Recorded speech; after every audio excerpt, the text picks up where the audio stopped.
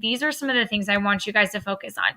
Renewable and non-renewable energy resources. That's going to be kind of the game changer of these units. Renewable being things that we can use again. So wind power energy, trees in regards to biomass and what we can use from agriculture to go into energy, water, hydroelectric energy, etc.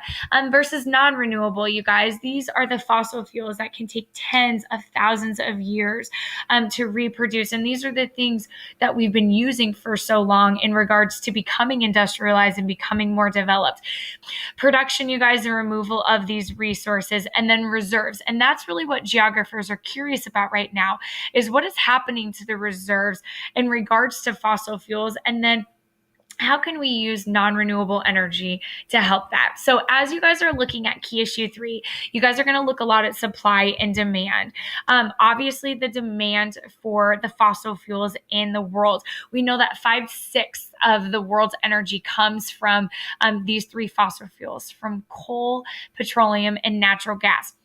What are the biggest producers or the biggest demanders, I guess, of those businesses? You guys, we know, and again, China is going to be a great example of this.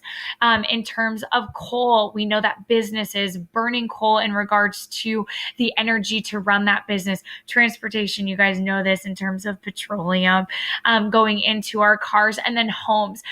If you ask your parents and guardians in regards to your house, and where you get a lot of your energy, I guarantee a lot of you, it comes from MUD. I know that's where we get ours. And that looks at the natural gas side of things. And who's providing the coal for the world? You guys can look at this map right here. This is looking at the United States in regards to coal production.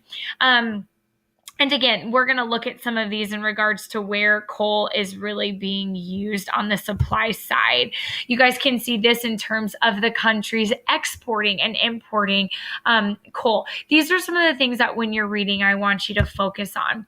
Petroleum, then you're going to look at the supply of petroleum around the world.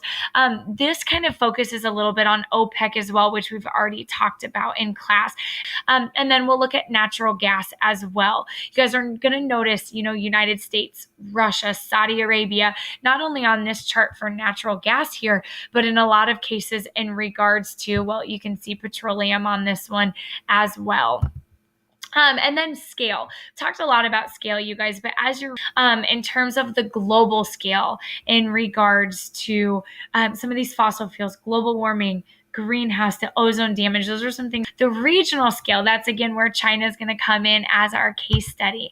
And then the local scale, looking at urban areas. And again, this should be recap for a lot of us, the urban areas in regards to what we're using in terms of industrialization, alternative energy resources. This is what I really want you to focus on in your reading, not necessarily because it'll be on the test, but more so because I can see this being an FRQ in May. And so you want to focus on all of these different opportunities for alternative energy.